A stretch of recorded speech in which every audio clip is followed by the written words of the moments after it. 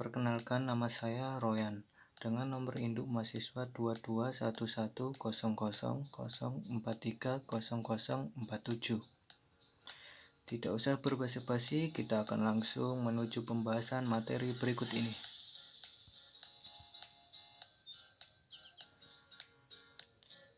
Komunikasi. Apa itu komunikasi? Komunikasi adalah penyampaian dan penerimaan pesan atau informasi di antara dua orang atau lebih dengan menggunakan simbol verbal, bahasa, dan nonverbal. Komunikasi dibagi menjadi dua, yaitu 1. Komunikasi lisan, 2. Komunikasi tulisan. Komunikasi lisan. Komunikasi lisan adalah komunikasi dengan mengucapkan kata-kata secara lisan dan langsung kepada lawan bicaranya.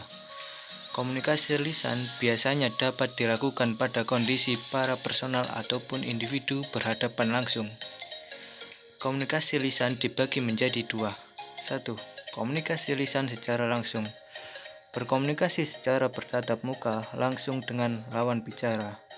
2. Komunikasi lisan secara tidak langsung, berkomunikasi secara tidak tatap muka dengan lawan bicaranya. Ejaan yang disempurnakan atau EYD dan kaidah dalam berbahasa. Pengertian ejaan adalah seperangkat aturan tentang cara penulisan bahasa dengan menggunakan huruf, kata, tanda bacanya sebagai serapan. Batasan tersebut menunjukkan pengertian kata ejaan berbeda dengan kata mengeja. Mengeja adalah kegiatan melafalkan huruf, suku kata, atau kata, sedangkan ejaan adalah suatu sistem aturan yang jauh lebih luas dari sekedar masalah penghafalan. Sedangkan ejaan yang berlaku sekarang disempurnakan ejaan atau EYD. Ruang lingkup EYD. 1. Pemakaian huruf. 2. Penulisan huruf. 3. Penulisan kata. 4. Penulisan unsur serapan. 5. Pemakaian tanda baca. Pemakaian huruf membicarakan masalah yang mendasar dari suatu bahasa, yaitu abjad, pemenggal, nama diri, vokal, konsonan. Pedoman umum pembentukan istilah. 1. Konsep dasar. Definisi istilah adalah kata atau gabungan kata yang dengan cermat menggabungkan konsep, proses, atau sifat yang khas dalam bidang tertentu. Tata istilah dan tata nama. Tata nama istilah adalah perangkat peraturan pembentukan istilah dan kumpulan istilah yang dihasilkan. Tata nama istilah adalah perangkat peraturan penamaan beberapa cabang ilmu seperti kimia dan biologi beserta kumpulan nama yang dihasilkannya. 2. Sumber istilah. Kosakata bahasa Indonesia.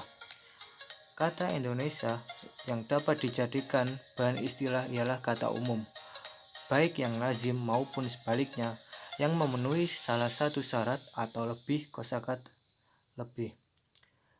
Kosakata bahasa serumpun. Jika di dalam bahasa Indonesia tidak ditemukan istilah yang tepat dalam mengungkapkan konsep, keadaan, atau sifat yang dimasukkan, maka dapat dicari dalam bahasa serumpun baik lazim maupun tidak lazim. Kosakata bahasa asing. Dalam bahasa Indonesia maupun bahasa serumpun tidak ditemukan istilah yang tepat, maka bahasa asing dapat dijadikan peristilahan Indonesia.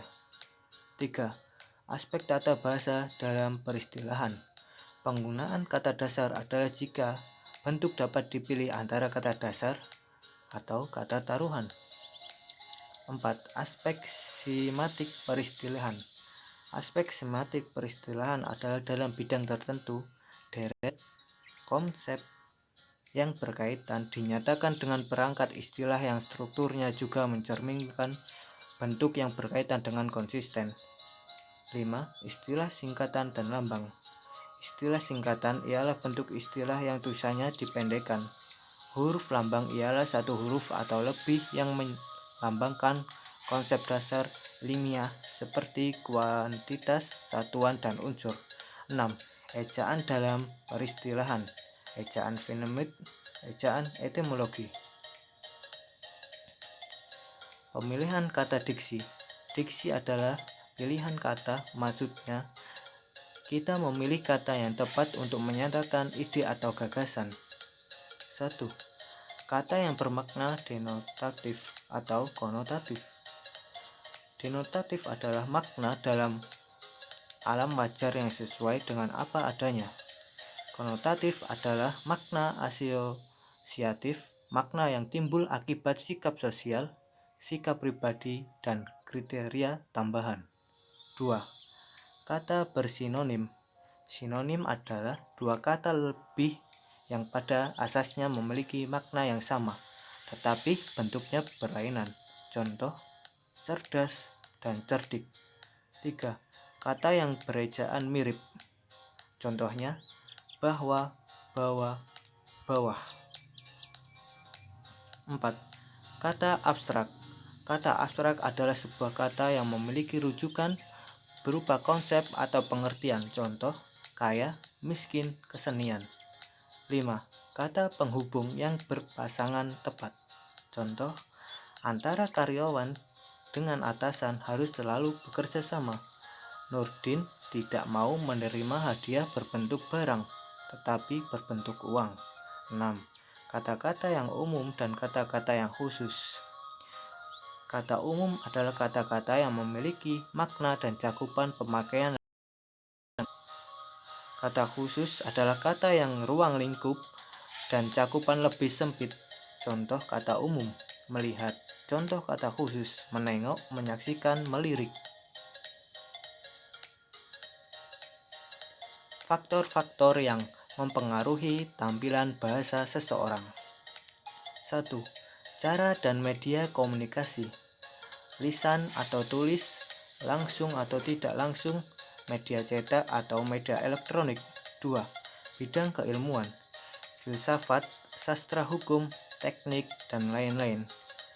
3. Situasi, resmi, tidak resmi, setengah resmi. 4. Ruang atau konteks, seminar, ceramah, kuliah, dan pidato. 5. Khalayak dibedakan berdasarkan umur, jenis kelamin, tingkat pendidikan.